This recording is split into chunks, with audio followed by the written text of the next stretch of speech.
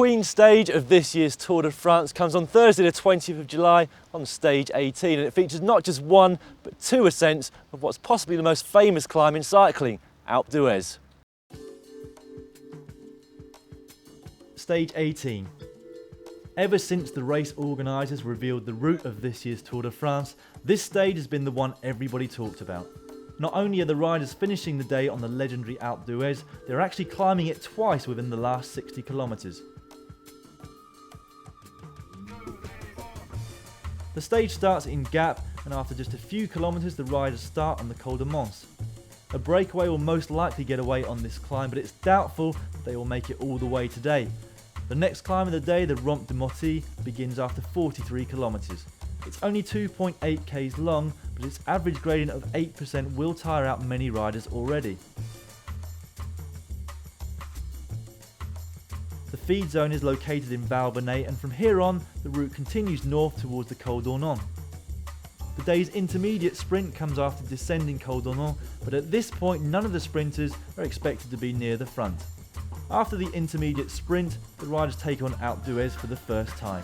The 12.3 kilometres towards the top have an average gradient of 8.4%, and hopefully we will already see some of the GC contenders try to do something here. Without much descending, the Col de Sarenne starts almost immediately after overcoming Alpe d'Huez.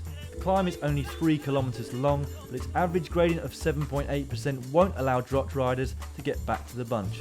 From the top of the Col de Sarenne, there are 41 k's to go. The first 23 of those are downhill, and after a few kilometres of flat terrain, the riders start on their final ascent of Alpe d'Huez. The 13.8 kilometres towards the finishing line have an average gradient of 8.1% and start out very steeply with over 10% in the beginning of the climb.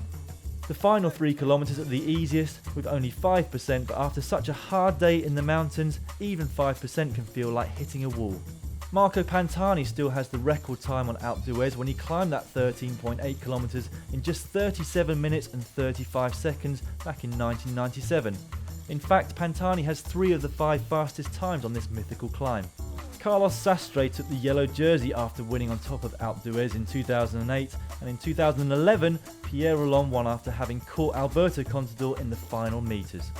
All the big riders want to win on top of Alpe d'Huez, and therefore a morning breakaway rarely makes it all the way. Expect the GC contenders to fight for the win today. It might be the hardest stage of the race, but the mountains aren't over for the riders just yet as they stay in the Alps, and that includes stage 19, and you can see our detailed insight to that by clicking here.